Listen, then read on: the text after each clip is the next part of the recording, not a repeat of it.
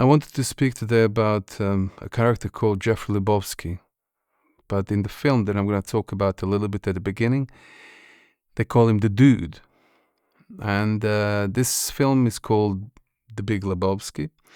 And it is a film made by the Coen brothers in America back in sort of 94, I think, or thereabouts, mid-90s. And when the film came out, it sort of flopped, really, a little bit. But then later on became a cult film. And today, there are even conferences, regular, I think annual conferences that held in the celebration of the film. And, sometimes stars from the film come to visit and stuff. So the Dude is played by Jeff Bridges, a great actor and wonderfully played. I'm not going to go into the whole film, what it speaks about. It's essentially a comedy, and it's really funny, and I encourage you to watch it, especially if you're a man, because you will agree with me afterwards that every man, in my opinion, I've held this opinion for a very long time, every man has a dude in himself, you see, because the dude in the film is like he's from a worldly point of view a loser. This guy who lives in the Dole, who goes bowling and drives around and has an occasional acid flashback, as he says. And he walks around in his dressing gown, goes to a shop to buy a pint of milk, and pays by check in those days. The guy's just, he's an old hippie, and he's not really old, he's middle-aged hippie, but he's essentially from kind of active life, in terms of active life in a society. He's sort of bombed out of that. But he's bombed out with certain grace. He doesn't have a problem with that at all. He's completely content with where he's at and how he lives. And you cannot but like him. You cannot but, there's a great sweetness and fun about that character. Not that many men would want to live like that, but they know in their genes, instead of in our cells, you know what it means to be a dude, in that respect, how you could just leave everything, just forget about the lot, forget about your responsibilities, life, relationships, marriage, work, career, ambition, all that. The dude in the film has none of it, you see.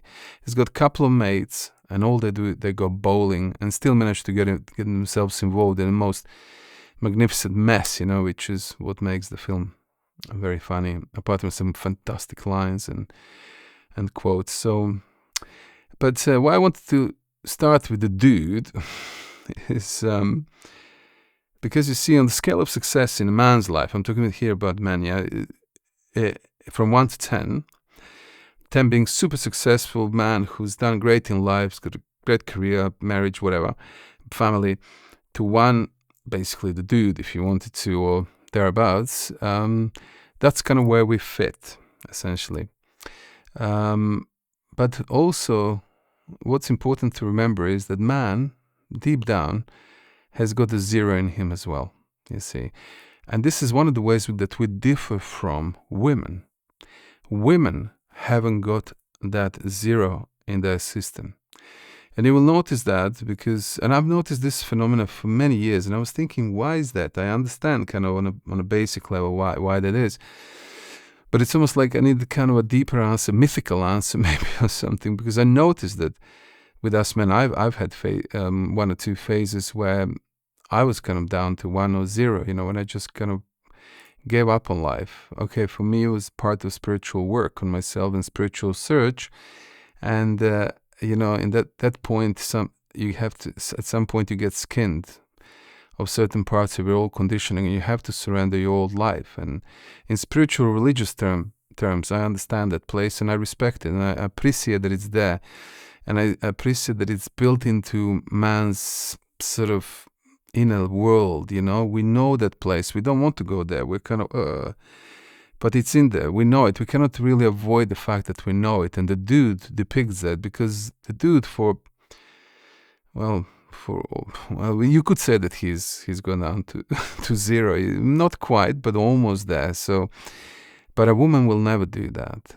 Every woman that I've ever met, no matter whether she went through a crisis, difficulties, lost a child, lost family, no matter what happened, illnesses, she always fights for herself. She always works. She always looks after her children. She always looks after her life. She tries. A lot of effort she exudes a lot of effort, and she's not going to give up. She hasn't got that place in her of giving up, while man does. And there's a man you can follow actually on YouTube as well called Rabbi Friedman, I think.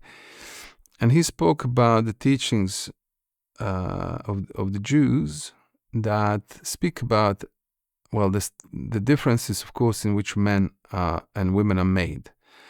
A man is made by God of dust. I think God took some dust and blew life into it, or something like that. This is in Jewish tradition. That's how they're looking at that. And a man became. But then later on, God thought that man needed company, so he took one of his ribs and created a woman. So then there's a woman, but she's made of man's rib. She's made of far more substantial material than dust that a man is made of. Which basically means somewhere in our cells as men, we know that we're made of dust. And we know that one day in the dust will return, so to speak. So there is that knowledge. But for women, they don't know about the dust. They don't know that they're made of different, far more substantial material. And this is why often, even when men sort of die in wars and in situations, illnesses, hard work, heavy work in mines and God, whatever, die young, women continue. They continue. I saw this very, very clearly here in the Balkans, where life is still a bit more sort of how it used to be. I think the technological life has not changed this to such a degree, although that's all happening. But I remember coming home for years to visit my family and stuff from England and traveling to Croatia and realizing that there are a lot of women in our neighborhood. There were quite a few women that were widows. Their men had died.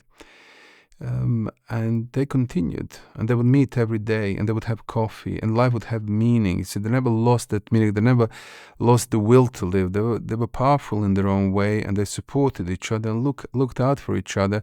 They knew what was happening in the neighborhood, who did what, and how to balance this and do that, and fed children, and God knows, all sorts of things. Well, you never got that.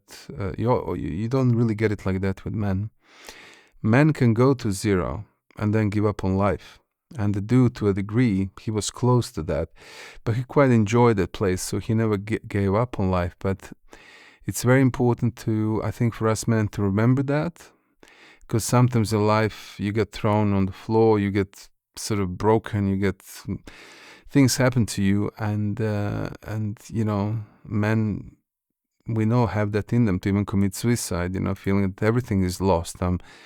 I've hit the rock bottom and I can never recover. But a lot of men do recover, and we go back, sort of, we get destroyed, but we come back, you see. So, but we're built in different ways. And this is why, than women. So this is why a woman, due to this fact, and there are other facts, I'm sure as well, she has got certain power over man. Because she is made of substantial stuff, so she never really doubts her own existence. She hasn't got this kind of deep existential question on average. There'll be women with that, of course, but not many. Generally, women don't have those kind of doubts. They just work and continue their living, while men have a lot of questions and inquiries about life and themselves, and they feel they are alive, but also they feel the zero in themselves. They feel where is the meaning of life, what is going on, and a lot of that type of thinking is done by men because we're in touch with that, you see. And also, essential part of the spiritual path is if you're working in a tradition, or you're working with a teacher, or trying to work yourself on your own. On letting go of your own suffering, on your own delusions and ideas. It's a hard enough job as it is without a teacher or whatever, but if you work on that, you're actually working yourself out consciously towards the zero, you see. And then this is why, quite often people I remember one Serbian Orthodox priest that I really, really liked, who had 2 nervous breakdowns in his life. He spoke about that briefly in one of the interviews, and I liked him very much. He's a lovely, lovely man, and but he was as a part of his process of letting go of his falsity, he came to a point of being broken, having a nervous breakdown, and then recuperating and growing back into life, you see, from there. But now able to really serve his congregation and his people in a much deeper and better way, because, he has gone through that change. And so it is not that the zero is all bad, but it is something that can potentially be dangerous also. In particular, if you're married to a powerful woman, or you're in a relationship with a powerful woman as a man, if that woman is not aware of what she's doing, and that can be the case, and also very free with her words, and she has got an issue with her man for whatever reason, maybe he's done something wrong, or verbally a woman can basically go a long way towards destroying the man and pushing him down in himself towards the zero by essentially abusing him verbally. Oh, you're like that. Oh, you're a coward. Oh, what a bastard you are. Oh, I should have never trusted you. And your mate Peter over there, he's much better. He looks after his wife. Look what you're doing, you see. And so this is an uneducated woman who is responding out of her emotions purely, which in some situations is completely right, but sometimes needs a lot of correction. And you see, so if a man is weak or in a crisis and he's not strong enough to point this out to her and to try to tell her that this is not the way to work, and to talk to him, he can actually devastate him. And I've seen this happen actually in my family. And it was quite a thing to witness, actually. And not only that, in other places too.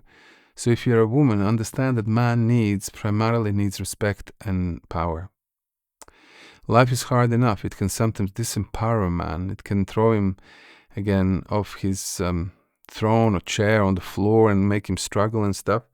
And the woman needs to be there to support him, to empower him when he's weak, to tell him good things and not to belittle him further, because that's the worst thing you can do. Because why?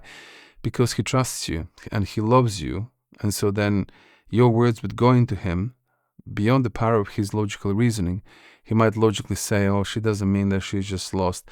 But those words are so painful, they go so deep into man's soul, that they can gradually, day by day, crumble him within, can undermine his statue, his self-respect, and so on and so forth. So this is just for a woman to remember that she holds great power in terms of her words towards her man, and the man, of course, if he cannot help a woman to see the light and stop doing that, he should simply withdraw and leave.